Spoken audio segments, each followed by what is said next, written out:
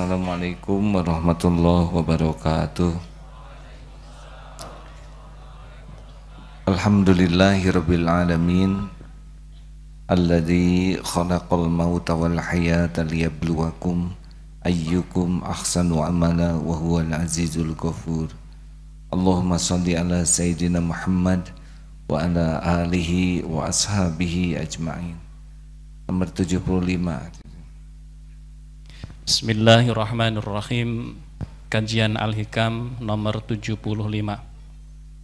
Bismillahirrahmanirrahim. Khaf min wujudi ihsanihi ilaika wa dawami isaatika ma'ahu ayyakuna dhalika istidrajan laka. Qala ta'ala sanastadrijuhum min haitsu la ya'lamun.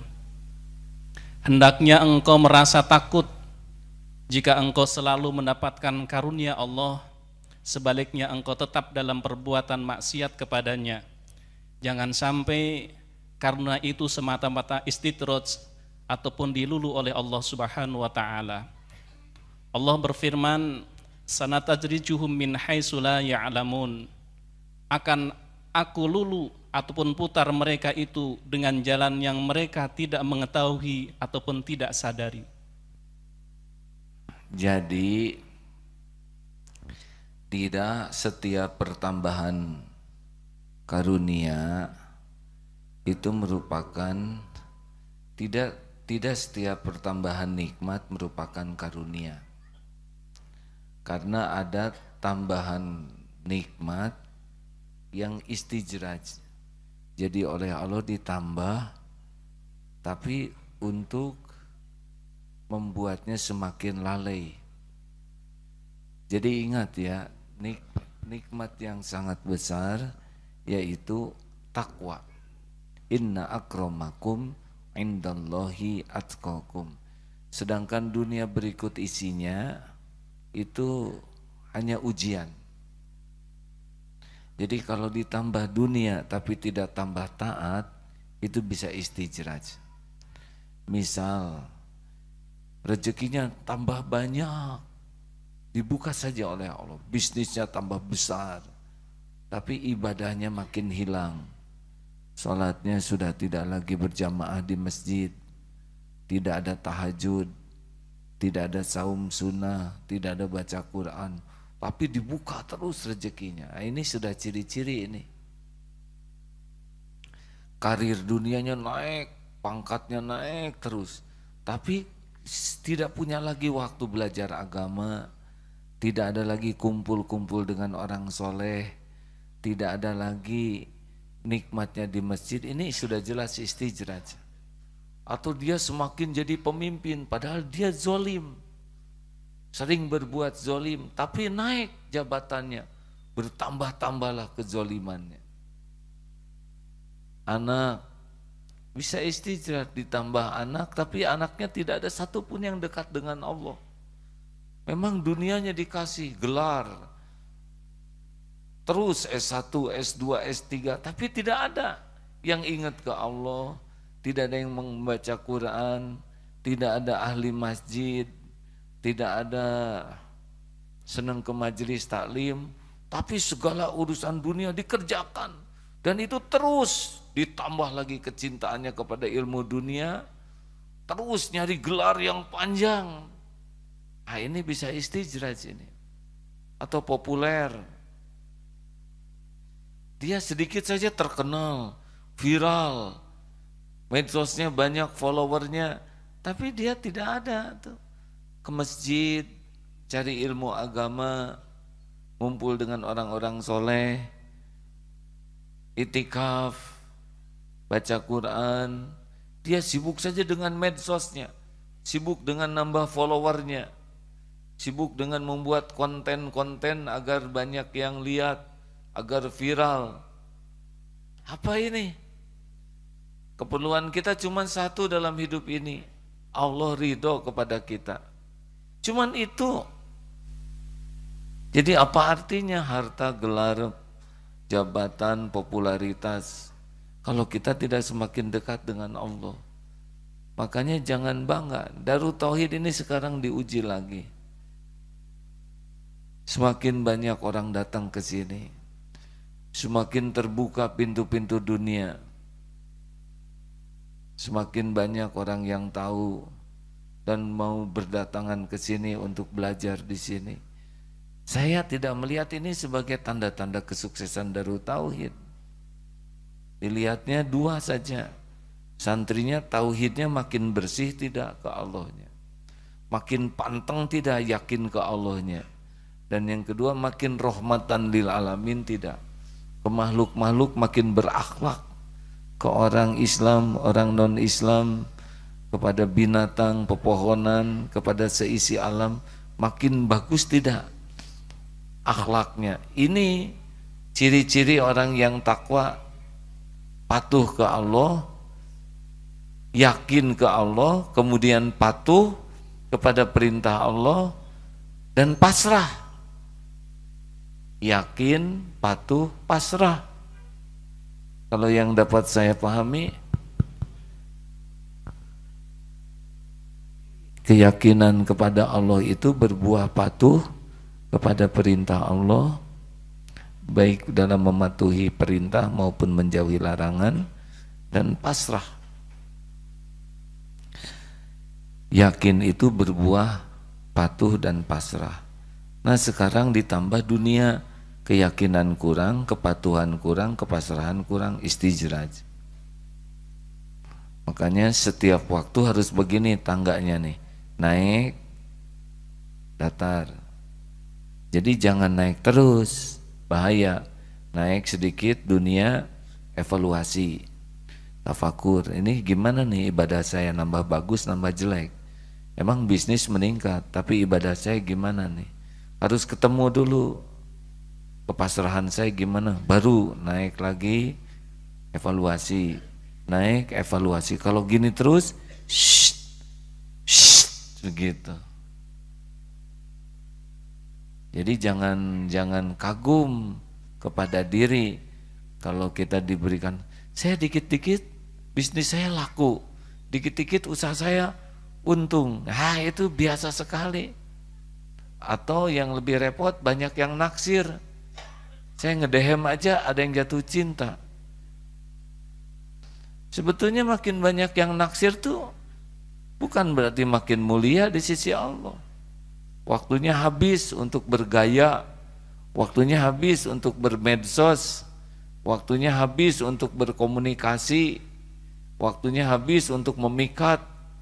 Belum lagi ditakdirkan diuji yang naksirnya banyak. Itu bukan tanda-tanda kemuliaan. Mungkin jomblo lebih bagus, karena dia tidak punya waktu untuk mikir yang lain selain Allah. Nah hadirin sekalian, jadi hati-hatilah, jangan suka ngukur sukses hanya dengan duniawi. Biasa saja, dunia orang jahat saja dikasih, orang yang ingkar, yang kafir ke Allah dikasih, orang yang musyrik dikasih, orang yang berlumur maksiat siang malam juga dikasih. Jangan sekali-kali melihat kesuksesan itu dengan ukuran duniawi.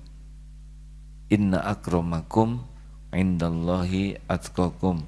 Surat Al-Hujurat ayat 13. Kita dengar. Mana? Oh, sedang ngasuh. Tes. A'udzu billahi minasy syaithanir rajim. Bismillahirrahmanirrahim. Ya ayyuhan nasu inna khalaqnakum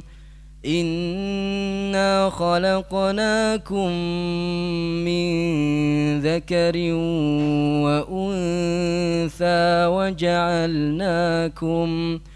وجعلناكم شعوبا وقبائل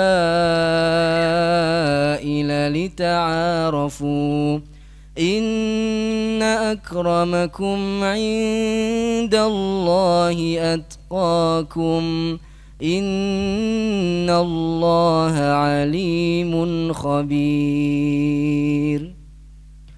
Wahai manusia, sungguh kami telah menciptakan kamu dari seorang laki-laki dan seorang perempuan. Kemudian kami jadikan kamu berbangsa-bangsa dan bersuku-suku agar kamu saling mengenal. Sungguh yang paling mulia di antara kamu di sisi Allah ialah orang yang paling bertakwa. Sungguh Allah Maha mengetahui lagi Maha teliti.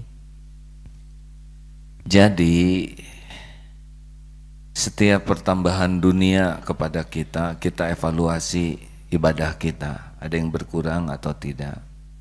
Misalkan kita olahraga, fisik menjadi kuat, push up kuat, lari kuat, bahkan bela diri kuat, tapi saum jadi tidak kuat, tahajud tidak kuat, baca Quran 1 halaman juga tidak kuat. Terus di mana kekuatan itu? Itu istijraj itu. Hati-hati hadirin, kita olahraga supaya kuat, tapi ibadah jadi tidak kuat. Ngaji 1 halaman tidur, otot kawat balung besi, leher beton, urat kabel. Tahajud 2 rakaat gempor. Saum jam 8 buka. Hati-hati, berarti ini ada yang salah nih. Darut Tauhid dulu sempat, asalnya Darut Tauhid, sesudah diuji dengan popularitas, banyaknya tamu, banyaknya orang yang datang ke sini, media, lama-lama jadi Darut Duit. Kacau Darut Tauhid itu. Alhamdulillah Allah memberikan kesempatan untuk kembali ke jalan Allah dengan adanya heboh, Agim nikah lagi, sah menurut agama, sah menurut negara, tapi tetap saja dibully. Alhamdulillah jalan ujiannya adalah sesuatu yang halal, bukan zina, bukan selingkuh atau perbuatan tercela, bukan korupsi, bukan mencuri. Alhamdulillah Allah kembalikan ketauhidan. Surat Al-An'am ayat 44.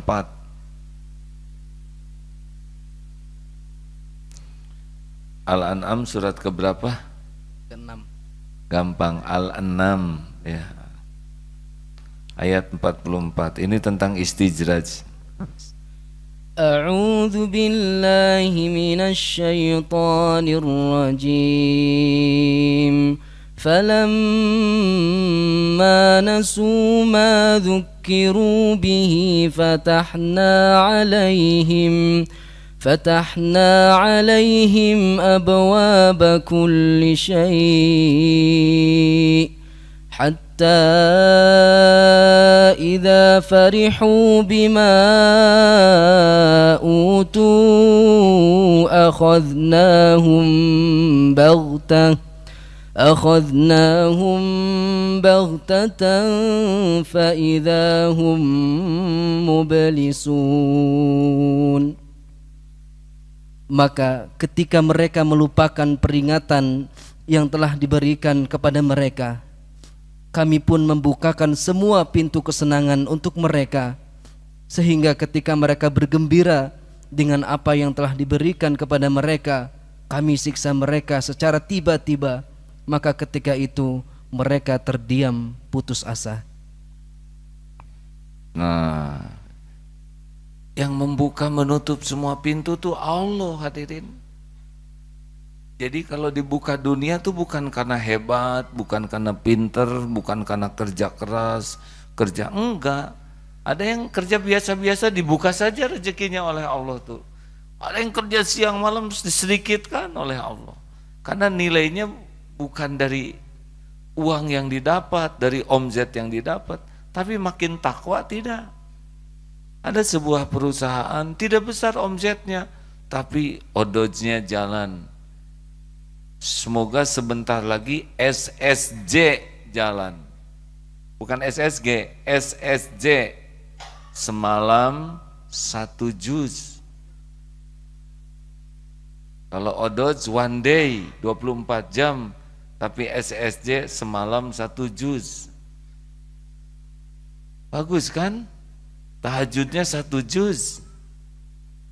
Siangnya dia 1 juz. Karyawannya semuanya saum Daud, misal. Tidak banyak bicara selain banyak zikrullah, banyak istighfar. Tapi perusahaannya biasa-biasa saja, ya tidak apa-apa. Ini lebih hebat nih perusahaan dibanding dengan yang omsetnya triliunan, tapi tidak ada yang sholat, tidak ada yang baca Quran, tidak ada yang saum, tidak ada yang ingat ke Allah, sibuk saja ngitung omset.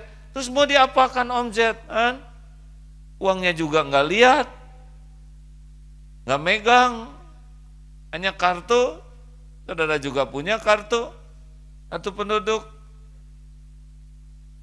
Makan segitu-gitunya, pakaian segini-gininya, mau pakai airlogi juga cuma bisa 1, walaupun banyak pakai 3 jadi masalah.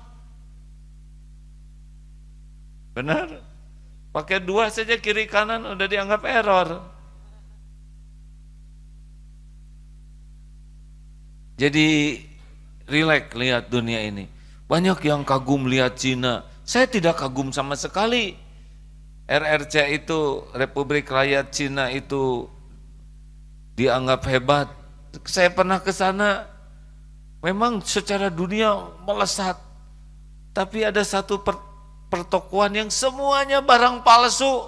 Palsu kan nipu. Bohong, pakai licik. Terus apa bangganya? Bangunan megah, rakyatnya penipu. Tidak ada bangga sama sekali. Pesantren ini harus sangat hati-hati. Kalau ditakdirkan nanti dunia datang, sama sekali bukan ukuran. Kan ada yang datang juga ke AA, mau saya bantu AA kembali seperti dulu. Dulu yang mana? Supaya berjaya lagi. Bukan jaya.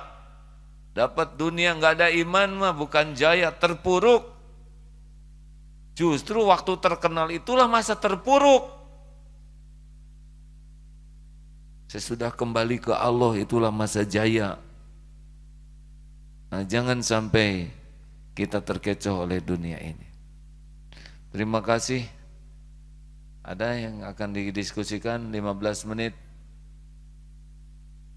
Boleh bertanya kalau ada yang mau bertanya. Kalau tidak selesai ini. Ini seperti santri nih ya, jualan. Nanti pada waktu jualan ada yang laku banyak. Ada yang kurang laku, ada yang pas-pasan, pas jual nggak ada yang beli. Lihatnya bukan di sana kesuksesannya. Bagaimana jumlah zikrullah sepanjang jualan, bagaimana sholatnya terjaga tidak, murojaah Qur'annya sambil jualan terjaga tidak. Mungkin omsetnya tidak terlalu besar, tapi di sisi Allah tinggi. Karena amalannya sangat besar. Atau mungkin dikasih uangnya lebih banyak, tapi Allah juga ngasih taufik, sedekahnya lebih banyak. Kan ada yang dikasih uang oleh Allah, tapi tidak dikasih jalan untuk sedekah. Jadi dia bagian ngumpul-ngumpul saja, dikumpul-kumpul, dihitung, aneh. Dia tidak bisa ngeluarin uangnya karena pelit di sininya. Ada jalan sedekah, ngitung, pelit sekali. Rugi, terus mau apa uang banyak? Uang itu untuk manfaat. Pergi sana dipijat, kedif. Tapi saya nggak begitu pegel. Ya nggak apa-apa ke sana. Niat bagi-bagi rezeki dengan. Pergi ke Belia Food, tempat makan kita. Beli di sana, niatkan bagi-bagi rezeki. Kita belanja tuh bukan hanya keperluan saja kok. Keperluan kita adalah berbagi rezeki dengan saudara kita. Beli bensin 40.000, bayar 50. Gak apa-apa, gak akan berkurang harta dengan sedekah. Terus mau apa uang? Mau apa uang? Uang itu kan baru manfaat kalau di jalan Allah. Dimakan jadi kotoran, dipakai jadi usang, dan yang dinafkahkan di jalan Allah. Ya boleh nabung, tapi tidak usah merasa aman dengan tabungan. Karena kalau Allah mau, dikeluarkan tabungan kita gampang sekali. Mau saudara punya tabungan 0,5 miliar, tapi dikasih penyakit jantung, di sini perlu ring, di sini perlu obeng, di sini perlu tang, jantung dibikin macet aja 250 juta tuh. Mudah bagi Allah mengambil. Tapi diambil di jalan Allah ya tidak apa-apa. Uangnya dipakai nolong orang, pakai ngebiayain orang, ya enggak apa-apa. Sama saja kok. Ya.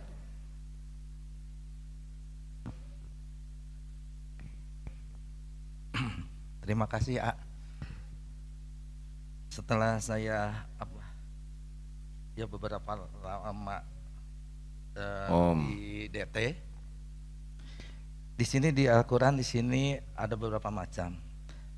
Yang saya mau tanyakan, bagaimana ini dalam 7 hari itu Quran itu bisa hatam, tapi orang itu niatnya ingin melakukan ya, tapi bacaannya belum lancar. Bagaimana? Oh, ingin khatam 7 hari sekali, tapi belum lancar. Ya lancarkan dulu. Gitulah jawaban. Kalau bacaannya belum bagus, perbaiki dulu. Karena Allah mau bukan 7 kalinya, yang penting benarnya, ya kan? Benar niatnya dan benar caranya, baru jadi amal. Sekarang 7 kali khatam, 7 hari khatam Quran, tapi tidak benar bacaannya, ya coba saja ngobrol, tidak benar omongannya, ya. Jadi sebaiknya memang diperbaiki dulu bacaannya, dan Allah sudah tahu kita ingin 7 hari. Di sana ada yang 7 hari khatam, berarti ada yang 7 hari khatam, berarti sehari berapa juz?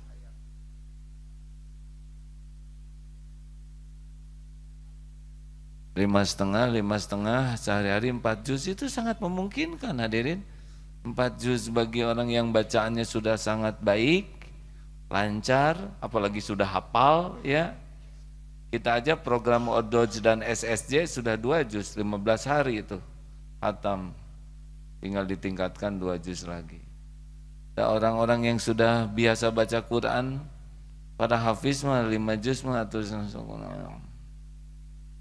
mungkin. Saya kan belum hafal. Saya kalau ngaji masih ditemani dengan mushaf, ya. Ya, pertanyaan selanjutnya, ya. Assalamualaikum warahmatullahi wabarakatuh. Izin bertanya, mau minta cara-cara agar hati ini menjadi hati yang qalbun salim. Kita udah ceramah bertahun-tahun, tujuannya qalbun salim. Ya ini ceramah ini tujuannya qalbun salim. Jadi 1 tekad, 2 doa,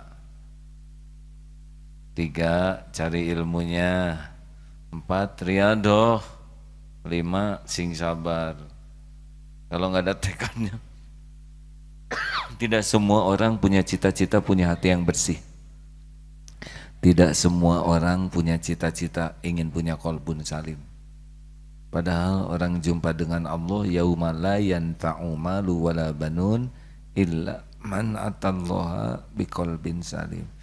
Sudah ada cita-cita belum? Kalau sudah ada, jadikan target. Udah itu doa, minta supaya diberikan hati yang khusyuk, hati yang bersih. Yang ketiga, terus cari ilmunya. Bagaimana ilmu membersihkan hati? Untung dan ruginya punya hati bersih. Hati kotor apa ruginya? Nah, yang keempat harus riado, terus dibersihkan hatinya sesuai dengan ilmu. Nah, yang keempat, kelima harus sabar. Karena tidak boleh hanya seperti hejo tihang, semangat di awal, tapi sudah itu tidak semangat. Karena yang membersihkan hati itu adalah Allah. Kita mah ikhtiar saja. Ya, terakhir. Wah, jadi banyak gini. Akhwat dulu, akhwat, beri kesempatan akhwat. Tuh yang selain sosial biru, giliran. Ikhwan, jangan salah pilih, lihat salnya. Assalamualaikum warahmatullahi wabarakatuh. Santinia ingin bertanya, Ustadz, bagaimana cara memberitahu kepada orang yang lebih tua bahwa misalnya kasih tahu ke orang lebih tua nih, beliau indikasinya itu istidraj gitu. Gimana cara kita kasih tahu ke beliau kalau misalnya nggak bagus, nggak betul gitu, nggak baik. Makasih Ustadz. Ya, biasanya orang itu mau mendengar dari orang yang dia percaya. Nih, ada 3 syarat orang bicara bisa dekat. 1, aman. 2, suportif. 3, terbuka. Ulangi, aman. Jadi kita tuh akan ngobrol dengan seseorang jadi dekat kalau kita merasa aman. Kalau kita tidak merasa aman, suka motong, suka ngejek, suka meremehkan, gak akan ngomong. Yang kedua, membangun, tidak menghakimi. Kita pasti punya salah, tapi dibangun terus supaya semangat memperbaiki. Dan yang ketiga, kitanya terbuka untuk dikoreksi oleh orang lain. Kalau kitanya anti koreksi, orang tidak bisa dekat. Itu kalau ke sesama. Bagaimana kalau ke orang tua? Nah, orang tua yang lebih tua harus posisi kita harus bagus dulu. Di sisi orang tuanya sedikit komplain lah orang tua terhadap kita. Di rumahnya rajin, perkataannya baik, ibadahnya bagus. Pokoknya jadi contoh kebaikan. Karena kalau kita sering dikomplain, maka susah kita dapat memasukinya, memberikan masukan. Memang yang enak menasihati orang tua tuh oleh orang yang diseganinya. Jadi tidak harus langsung, tapi lewat orang yang dihormati, disegani oleh orang tua itu lebih mudah. Kecuali kalau orang tua sudah segan ke kita, nah, bisa. Kemudian cara lainnya kalau ke orang tua jangan langsung, tapi dalam bentuk menceritakan sesuatu. Jadi Pak, Bapak tuh kelihatannya istijraj loh Pak. Nah ini udah siap-siap ditalapung. Harus tidak boleh merasa terserang. Saya dapat cerita. Nah gitu. Tentang cerita marah. Ini bapaknya pemarah. Ada cerita nih. Ular lagi lewat, ternyata ngelewatin sebuah gergaji sehingga badannya terluka. Ular marah, dipatuk tuh gergaji, robek sekarang mulutnya. Makin marah, dililit saja itu gergaji, mati itu ularnya. Nah begitulah kalau pemarah tuh, makin lama dia akan hancur oleh kemarahannya sendiri. Ada juga nasihat dengan cara bercerita, tapi tidak boleh membuat orang tua tuh merasa dipojokkan, merasa dipermalukan, merasa dinasehati. Kalau dalam bahasa Sunda ada tekniknya laukna benang, caina herang. Ikannya dapat, tapi airnya enggak keruh. Bagus enggak nih? Jadi ikannya bisa diambil, tapi maksud tujuan kita tercapai, tapi hati orang tua tidak usah keruh. Ini perlu kesabaran luar biasa ya. Karena harus empati dan harus siap bahwa yang ngebulak-balik hati itu adalah Allah, bukan nasihat kita. Jadi kalau kita sudah memberikan masukan nggak didengar ya nggak apa-apa. Semua perjuangan dan pengorbanan itu dicatat oleh Allah, dilihat. Dan mungkin ada waktunya nanti. Pada waktu yang tepat sesudah ibadah kita bagus, waktunya dibalikin aja hati orang tua. Makanya harus kuat doanya juga. Ya di belakangnya tadi yang ngacung. Ya, berikan mikrofon ke belakangnya. Bismillahirrahmanirrahim. Assalamualaikum warahmatullahi wabarakatuh. Izin bertanya, kita kan harus mendengar saran dari orang lain. Tapi bagaimana jika saran itu datang dari orang yang tidak menguasai ilmu di bidang itu? Nah, di satu sisi kan kita nggak boleh merendahkan, nggak boleh sombong. Tapi di satu sisi juga nggak sepenuhnya saran itu diterima. Kalau misalnya kita harus menolak, itu gimana caranya supaya nggak tersinggung? Aduh, dasar perempuan main perasaan semuanya. Ya tidak harus semua saran diterima. Coba tolong makan karedok jengkol.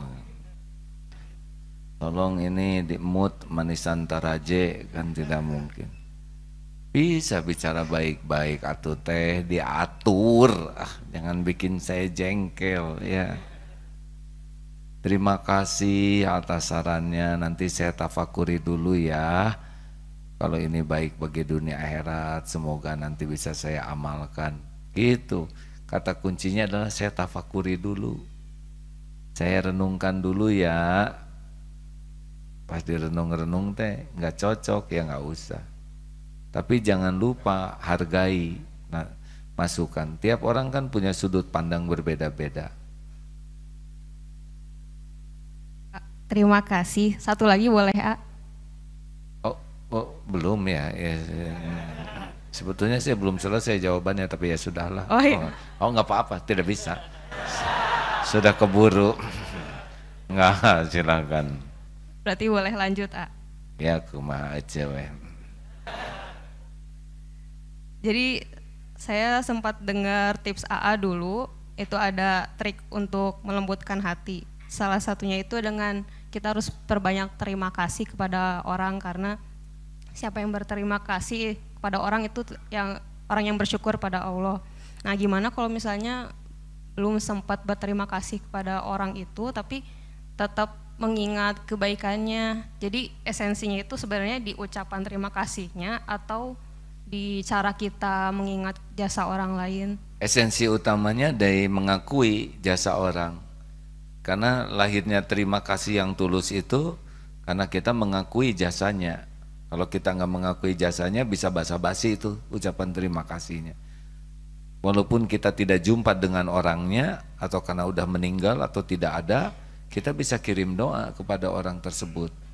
Dan itu pun dahsyat karena Allah tahu kita lagi mendoakan seseorang. Allah kan tahu pikiran kita sedang berpikir apa, hati kita sedang merasakan apa, Allah tahu. Ucapan terima kasih yang tidak tulus juga Allah tahu. Kita tidak ketemu orang tapi sangat berterima kasih sampai nangis kita tuh ya dalam kesendirian.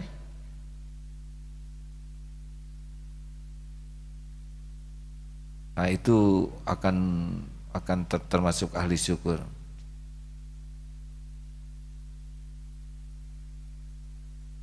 Ya, satu afat terakhir. Kenapa jadi pada ngacung? Terima kasih. Assalamualaikum warahmatullahi wabarakatuh. Ya, Waalaikumsalam warahmatullahi. Waktunya hampir habis ini. Ya. Assalamualaikum warahmatullahi wabarakatuh. Terima kasih atas kesempatannya. Saya ingin bertanya mengenai bagaimana sih cara meningkatkan kualitas iman kita dalam menghadapi tantangan modernitas saat ini.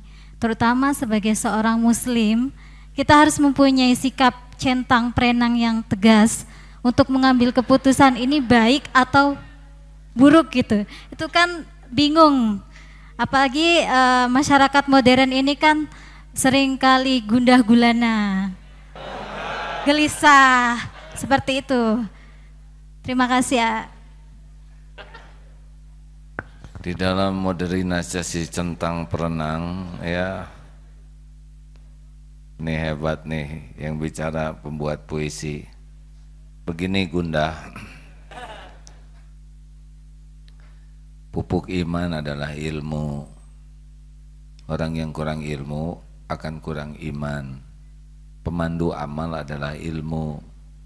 Orang yang kurang ilmu pasti kurang amal. Awali dengan cari ilmu. Begitu. ngumpul dengan orang-orang berilmu. Man yuridillahu bihi khairon yufaqihu fiddin.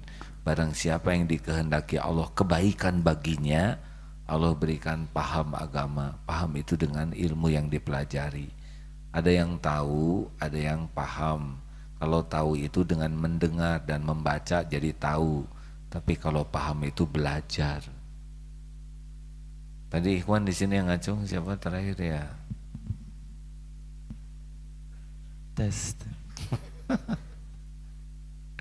Silakan deh. Terima kasih ya atas waktunya. Izin bertanya, AA pernah menyampaikan bahwa hidup itu nggak usah riweh, nggak usah repot. Hidup itu mengalir saja seperti air. Sedangkan air yang saya ketahui menuju kepada titik terendah. Jadi sedangkan cita-cita itu kan tinggi. Ada yang bilang gantunganlah cita-citamu setinggi langit. Kalau jatuh nggak akan ke tanah tapi di antara bintang-bintang.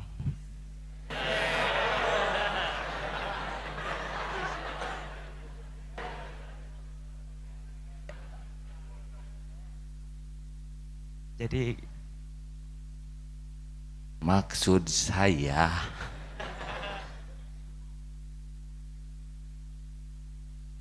mengalir menuju kerendahan hati. Cari akal supaya jawabannya ngepas. Gini deh, kita mengalir kepada yang Allah sukai gitu. Sibuk saja cari tahu apa yang Allah sukai, lalu amalkan. Akan berkelok-kelok hidup ini ya. Ikuti sambil di jalan yang Allah sukai. Ketika kena nikmat, Allah sukanya gimana? Syukur, syukur.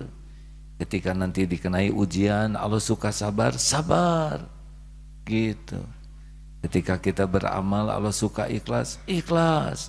Ketika tergelincir berbuat dosa, Allah suka kita tobat, tobat. Jadi ngalir itu mengalir di atas ombak. Ini ngarang tapi agak bingung hadirin. Mengalir, kita menumpang di atas ombak kehidupan. Hese hadirin.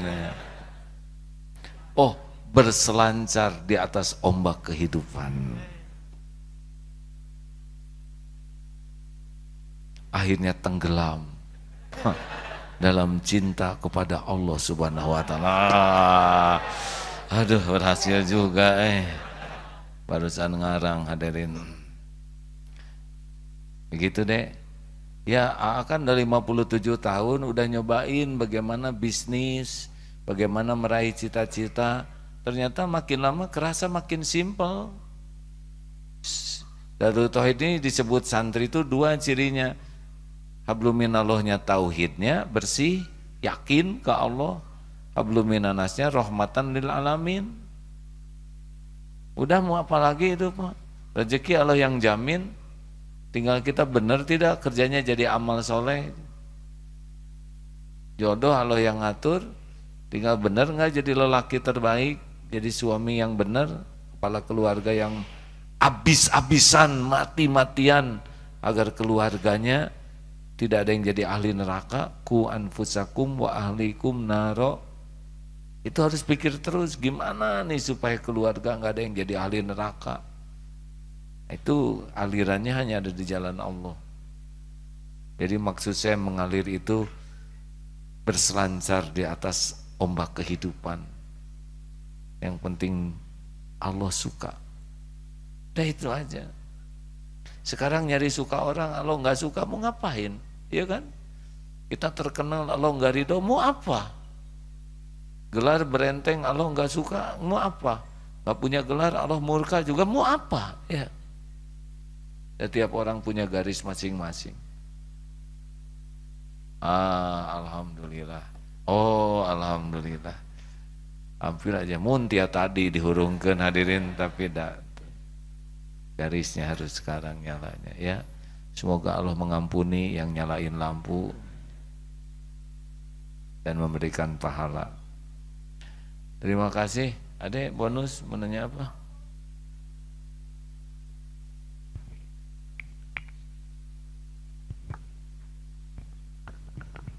Bismillahirrahmanirrahim, Mak. Santri Yusan izin bertanya, bagaimana cara menjadi anak yang bisa menjadi syafaat bagi orang tuanya? Gitu. Sing soleh. Ada lagi pertanyaan yang lain? Nah, berdoa itu harus khusyuk dan di masjid, bukan di status atau di balas deh apa tuh namanya. Biasanya kan doa tuh di komen, amin, amin. Kita harus doa yang khusyuk karena anak itu hasil lahir, bukan hasil ngedownload. Jangan.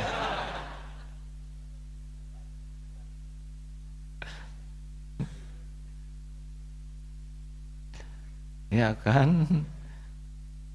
Dasar anak-anak sekarang mah doa juga di status. Harusnya doa teh khusyuk ke Allah di masjid. Karena anak tuh hasil lahir, bukan hasil download. Kebayang anak hasil ngedownload. Gak tahu nyambung atau tidak, saya baru baca itu deh. Bonus akhwat supaya adil. Itu kan deketan gitu yang ngacungnya, atau udah aja tanya sama sebelahnya supaya efisien. Oh, Malaysia nih. Rame, sok. Assalamualaikum warahmatullahi wabarakatuh. Waalaikumsalam. Santri Siti izin bertanya. Diizinkan Siti. Okey, bila dah habis program Darul Qalbiyah ni, saya akan balik ke Malaysia kan? Of course lah. Ya. Okey, soalannya, bila saya balik ke Malaysia, macam mana saya nak hadapi kawan-kawan sebelum saya datang sini? Maksudnya kawan-kawan yang bersosial, yang kurang didikan agama. Lepas tu macam mana saya nak nasihat diorang supaya diorang tinggalkan sosial semua tu, dan macam mana saya boleh macam mana saya nak tetapkan diri supaya istiqomah dengan apa yang saya buat sekarang. Jangan pulang, sini aja. Tak boleh, dah rindu Malaysia. Visanya berapa bulan? Visa 2 bulan, 60 hari. 60 hari, ya sudah, tambah sebulan lagi. Tak boleh, dah rindu Malaysia. Oh begitu, ya bolehlah. Jadi gini, sebaik-baik nasihat adalah menjadi contoh. Paham tak? Faham. Menjadi tauladan. Bicara dengan perbuatan itu lebih bermakna daripada hanya bicara dengan kata-kata. Maka jadilah orang yang tenang. Nanti orang lain akan ikut tenang. Kalau kita selesa dengan hati kita sendiri, orang lain akan selesa dengan kita. Setiap orang mencari orang yang selesa. Tahu selesa kan? Selesa? Tahu. Paham tak? Paham. Sakinah. Itu kan bahasa Malaysia tuh. Jadi kalau orang hatinya tenang, orang lain tuh suka kepada ketenangan. Setiap orang mencari ketenangan. Teman-teman semuanya mencari tenang. Ada yang mencari tenang dengan medsos, ada yang mencari tenang dengan merokok, ada yang dengan narkotik. Berbagai cara orang cari hatinya tenang. Nah, kalau kita sesudah pesantren ini jadi orang yang mantap, tenang, itu sangat membantu teman-teman. Supaya kuat, buka terus Facebook Abdullah Gimnastia ya. Every morning 6 o'clock in Kuala Lumpur. Bagaimana, suka tak di sini di Darut Tauhid? So far suka sebab kawan-kawan kat sini semua mantap. Oh. Alhamdulillah. Emang kenapa di Malaysia bicaranya seperti itu sih? Kenapa Indonesia cakap macam ni? Kenapa Indonesia cakap macam ni? Kan biasanya tenang begitu. Di sana cepat-cepat amat. Kenapa amat cepat? Tak, ini yang paling slow. Oh, ini yang paling slow. Biasanya cakapnya bagaimana? Faster? A bit faster. Oh, Masya Allah. Kenapa Cadel di sana bahasa Inggris ya? Banyak bahasa Inggris kah? Tak juga. Tak juga ya. Bahasa Melayu je. Ya. Ya je.